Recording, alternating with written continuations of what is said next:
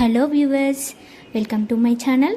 ఈరోజు మన వీడియోలో చికెన్ కర్రీని ఎలాంటి మసాలాలు నూరకుండా సింపుల్గా చాలా టేస్టీగా అండ్ స్పైసీగా థిక్ గ్రేవీతో కర్రీ ప్రిపేర్ చేయాలంటే నేను చెప్పే విధంగా ఇలా ఒకసారి ట్రై చేసి చూడండి. చాలా టేస్టీగా ఉంటుంది.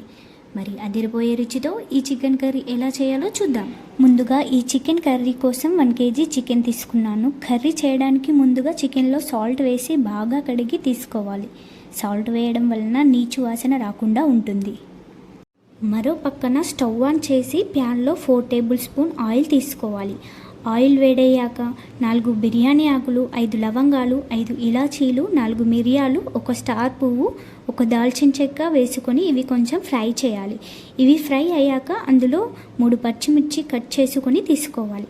పచ్చిమిర్చి ఫ్రై అయ్యాక సన్నగా తరిగిన 2 మీడియం సైజ్ ఆనియన్ తీసుకొని బాగా ఫ్రై చేయాలి. ఆనియన్ బాగా ఫ్రై చేస్తేనే కర్రీ అనేది చాలా టేస్టీగా ఉంటుంది. ఆనియన్ బాగా ఫ్రై చేశాక అందులోకి పుదీనా ఆకు వేసి బాగా ఫ్రై చేయండి.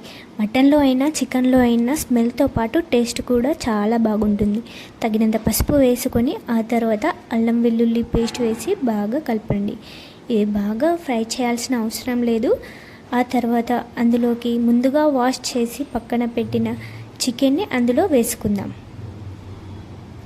చికెన్ వేసాక ఇప్పుడు మంటను హై ఫ్లేమ్లో పెట్టి చికెన్ కలపండి. 2 మినిట్స్ వరకు మంటని హై ఫ్లేమ్లో ఉంచి కుక్ చేసుకుందాం. ఇలా 2 మినిట్స్ హై ఫ్లేమ్లో పెట్టి ఉడికించాక మూత పెట్టి మరో 5-6 నిమిషాలు లో ఫ్లేమ్లో పెట్టి ఫ్రై చేసుకుందాం. ఇలా కుక్ చేయడం ద్వారా చికెన్ నుండి వాటర్ అనేది సపరేట్ అవుతుంది. ఇలా చికెన్ నుండి వాటర్ సపరేట్ అయ్యాక ఒకసారి కలుపుకొని అందులోకి తగినంత కారం వేసి కలుపుకోండి. కారం వేసి కలుపుకున్నాక ఒక 5-6 నిమిషాలు మూత పెట్టి లో ఫ్లేమ్లో ఉడికించుకుందాం. ఇలా లో ఫ్లేమ్లో పెట్టి ఉడికించాక 2 గ్లాసెస్ వాటర్ని యాడ్ చేయండి. ఆ తర్వాత 5 to 6 మినిట్స్ హై ఫ్లేమ్లో పెట్టి ఉడికించాలి. ఇంతలోనే మా ఆయన వచ్చేసి నేను కూడా కర్రీలో ఒక చెయ్యి వేస్తానంటూ ధనియాల పొడి వేసేసాడు. ధనియాల పొడి వేశాక అలాగే తగినంత సాల్ట్ కూడా వేసేసాడు.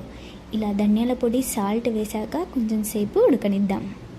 మేమైతే ఇలా వీకెండ్లో కలిసి హ్యాపీగా ఆడుతూ పాడుతూ కుక్ చేసుకుంటాం. మీ ఇంట్లో కూడా వైఫ్తో కానీ హస్బెండ్తో కానీ అమ్మతోనైనా సరే కుక్ చేస్తే కామెంట్ చేయండి. థిక్ గ్రేవీ వచ్చాక కొత్తిమీర వేసుకొని గార్నిష్ చేయడమే. ఎలాంటి మసాలాలు నూరకుండా ఎంతో టేస్టీగా చికెన్ కర్రీ రెడీ అయిపోతుంది. ఇలాంటి మరిన్ని రెసిపీస్ కోసం మన ఛానల్ని సబ్స్క్రైబ్ చేసుకోండి. Thank you for watching.